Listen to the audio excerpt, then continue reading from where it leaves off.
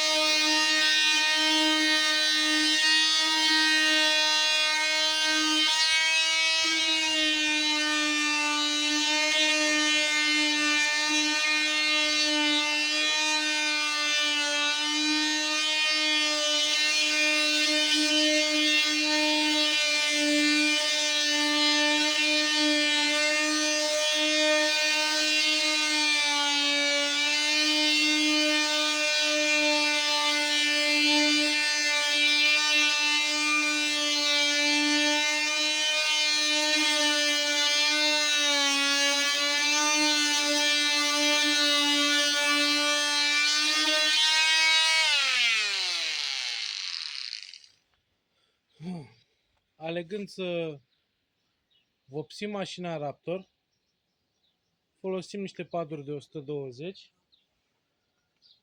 pentru a intra în profunzimea lacului, să fie cât mai aspră. Vopseaua Raptor nu prinde pe lucios și cu acest pad se mătuiește foarte repede. Acum mai trebuie doar degresată, bineînțeles, unde zonele de chit trebuie să fim mai atenți, dar cam atât de ușor stă treaba când vrei să faci Raptor. Acum sper să vă placă. Acum am pregătit niște chii de fibră E frumos, are o culoare și un miros. Vai viața mea.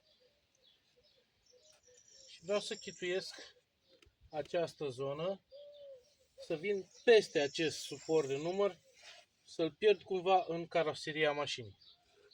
Acum nu știu cât de bună este această idee, cât de bine va ieși, n-am nici măcar țiple de alea de dat kit, am șpacluri și vom face așa. Și vedem la final ce va ieși.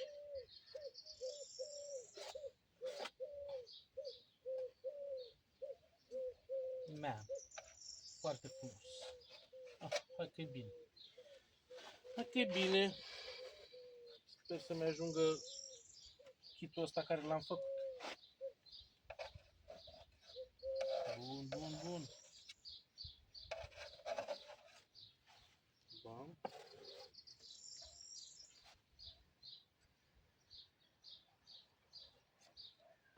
Deja te întărești. Pus prea mult întăritor. Oare am pus prea mult întăritor?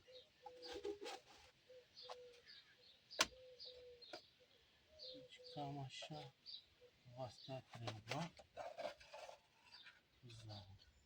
Aici mi trebuie un pic. Cam așa o văd eu.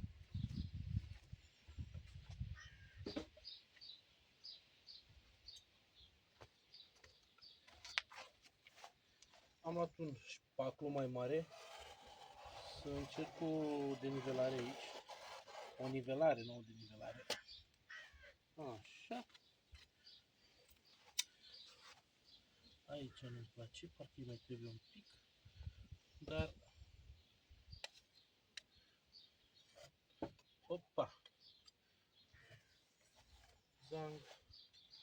Zang. Zang.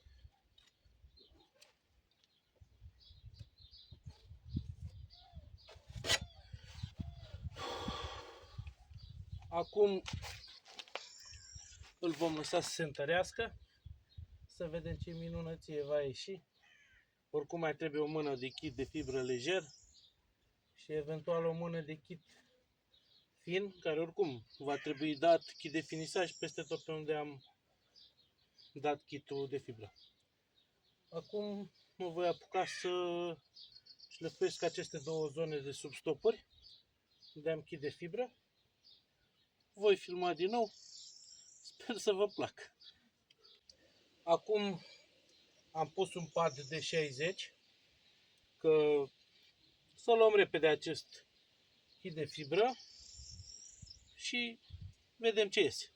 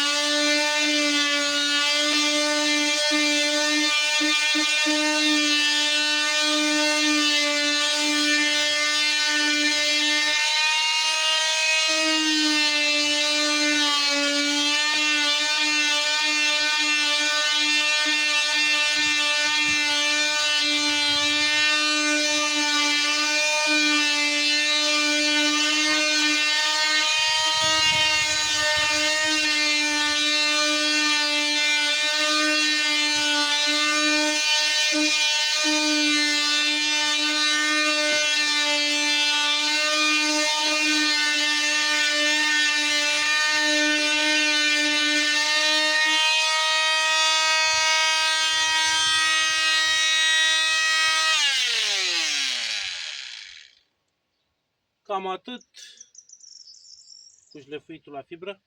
Șterg, iau să filmez mai de aproape, să vă arăt și după aia cred că venim direct de finisaj. Deci, cam așa stă treaba. Aici voi mai veni la mână, că n-am ce să fac. Dar suntem la față, aici mai e un pic de umplut, se va umple cu kit de finisaj.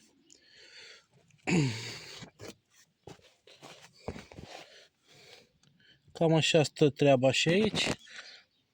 La fel va trebui să intru un pic cu mâna prin interior și să vin cu kit de finisaj, dar nu-l voi da acum, că nu am țiple sau șpaclurile alea moi pentru kit de finisaj.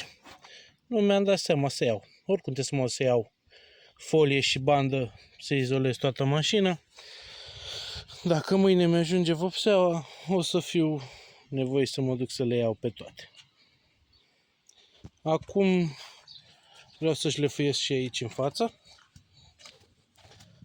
Reparațiile astea de la bară, de aici. Aici la capotă am apucat eu să dau data trecută puțin, dar să-l iau, să ajung la nivelul de kit de finisaj și voi reveni. Cam așa stăm și în această zonă. Suntem pierdut. Un kit de finisaj să umplem găurile și să dăm modelul final. Și aici la fel, unde era gaura cea mare. Aici totul este la drept. La fel, puțin kit de finisaj, să acoperim porii. Și aici la fel. Și din nou m-a luat valul. Că, nu știu, așa sunt. De obicei, eu nu filmez, nu fac chestii, dar chiar vreau să fac și treaba asta. Dar mă ia valul. Am mătuit bara spate, am mătuit haionul, am șlefuit puțin și aici. Acum aș mai da o mână de kit de fibră peste această chestie